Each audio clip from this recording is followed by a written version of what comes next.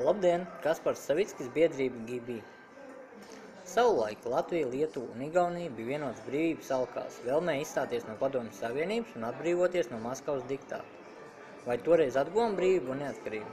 Protams, bet atkal pazaudējām. Pagāja daži gadi un visas 3 Baltijas valstis tika ievilktas jaunās savienībās, kur noteikumus nu diktē jauni kungi, šoreiz Brisele un Vašingtona.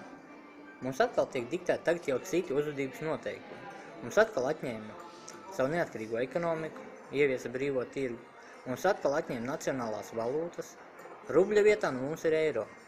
Mums atkal uzspiež mākslīgi radīt multikulturālismu. Izmitina nelegāls robežu pārkāpējs no visas plašās pasaules. Un atkal Rietumvalstu un Krievijas savstarpējās ekonomiskās un militārās spēlītēs, kā dumja, akla un paklausīga lielgabalu gaļa, tiek izmantot tie paši latvieši, lietuvieši un igauni. Kāpēc ir radusies šāda situācija? Tāpēc, ka pie varas ir tādi politiskie spēki, kuri uzskata, ka Baltijas valstis nevar būt neatkarīgas un suverēnas, lai gan tas ir noformulēts šo valstu pamatdokumentos. Visās 3 valstīs ir organizācijas un dombiedru grupas, kuras nav mierā ar šādu lietu stāvokli un iespēja robežās veido aktivitātes, lai rada šo situāciju mainīt. Šī gada 22. septembrī ir pieteikts pikets.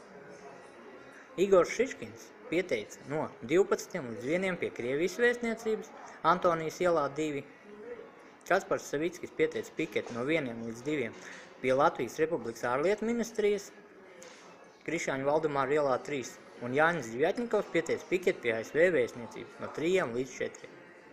Interesants lūgums zvanīt 20 366 062. Tātad tiekamies 12 pie Krievijas vēstniecības, pēc tam 1 pie Latvijas Republikas ārlietu ministrijas un 3 pie ASV vēstniecības. Paldies!